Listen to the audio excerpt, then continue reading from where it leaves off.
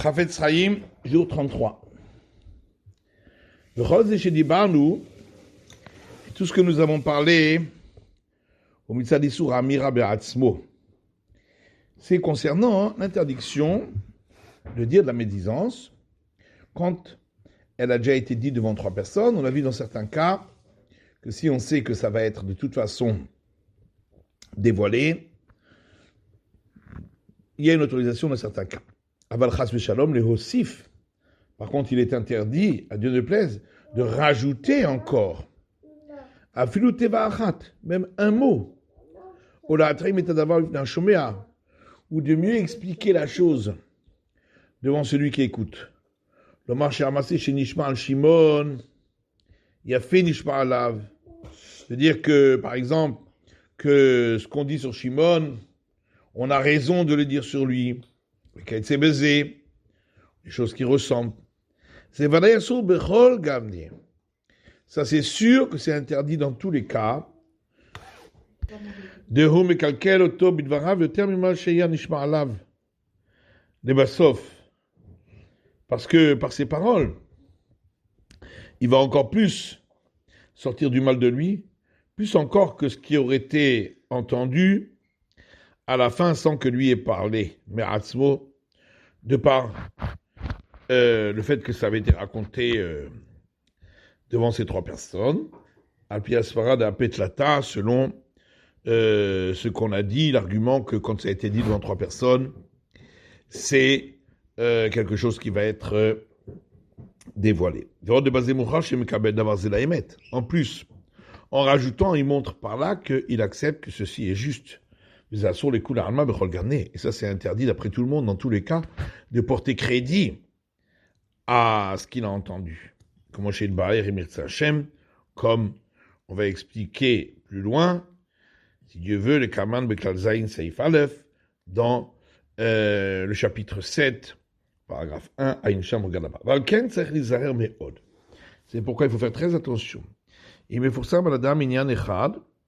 Si quelque chose est connu sur une personne, l'era, chez Asa ben Aruto, sur quelque chose de mauvais qu'il a fait quand il était jeune.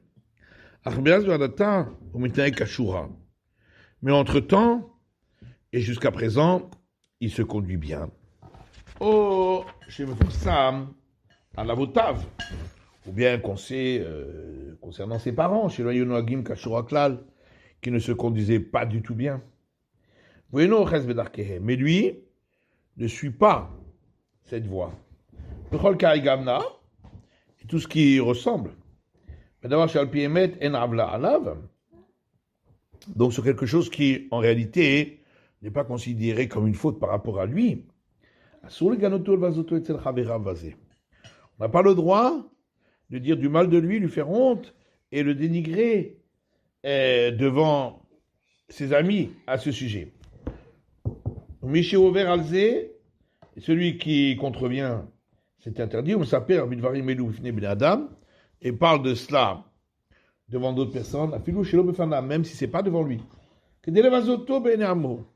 Mais c'est pour qu'il soit dénigré parmi les gens autour de lui. Même s'il ne rajoute rien par rapport à la vérité. Il fait partie des groupes qui parlent les paroles de médisance, qui ne reçoivent pas la face de la présence divine, comme c'est écrit dans Sharet Shuvah, dans la parole 214. Et là-dessus, on ne peut pas appliquer l'autorisation que c'est quelque chose qui a déjà été dit devant 3 personnes. Même si quelque chose qui est connu de tous, puisque en réalité, sur lui-même, il n'y a rien qui l'ait fait de mal.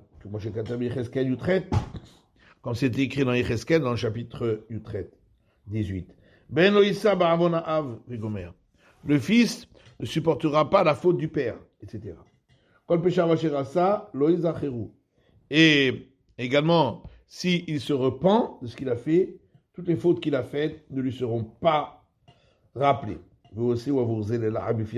Et lui, en parlant du mal, eh bien, il fait en sorte qu'il devienne risé devant tous les autres, alors qu'il ne le mérite pas. Yud, Veda, On. Et sache encore, de Chola Eter d'Apetlata, ou Mitzada Omer, que tout ce qu'on a permis lorsque la chose a été déjà dite devant 3 personnes, c'est par rapport à celui qui va répéter cette médisance. Aval Mitzada Shomea, par rapport à celui qui écoute, c'est-à-dire que s'il sait ce qu'il en est de celui qui écoute, j'étais quelque chez Ishma et Kabel d'Avarzela Emet, que en entendant cela, il va porter foi, crédit à cette parole, il va considérer que c'est juste. Al Shimon, sur ce qui a été dit sur Shimon, et peut-être même qu'il va ensuite rajouter encore d'autres paroles de mal sur lui. La dame Kazé a sur le marchum remez shel gnai al chavero bechol gane. À une personne comme cela, on n'a pas le droit de dire quoi que ce soit, même en allusion de mal qu'aurait fait autrui, et dans tous les cas. Et celui qui lui raconte cela, il enfreint l'interdit de ce que la Torah dit, devant l'aveugle n'apporte pas une embûche. Comme nous avons expliqué longuement dans le chapitre d'ouverture concernant cet interdit. À une chambre galaba. Et tout ce qu'on avait écrit là-bas dans ce chapitre concernant cet interdit, c'est même dans le cas où celui qui va raconter ne mentionne pas le nom du premier qui avait parlé devant 3. Simplement, il va dire, sans précision, qu'ainsi il a entendu sur un tel. Donc, malgré tout, c'est interdit. Après toutes ces paroles et ces choses véridiques que nous avons expliquées à présent, vois mon frère, combien on doit s'éloigner de cette autorisation-là, puisque on peut presque dire que dans la vie réelle, il n'y a pas un endroit où elle peut s'appliquer. Et en plus, même si tous les détails pourraient s'associer pour dire que ce serait permis, il y a encore de quoi réfléchir. Est-ce qu'on suit cette opinion-là qui autorise ce qui a été dit devant 3 personnes? Puisque d'après beaucoup de décisionnaires, il n'y a pas de source à cette autorisation dans le Talmud. C'est pourquoi celui qui veut garder sa personne s'éloignera de cela.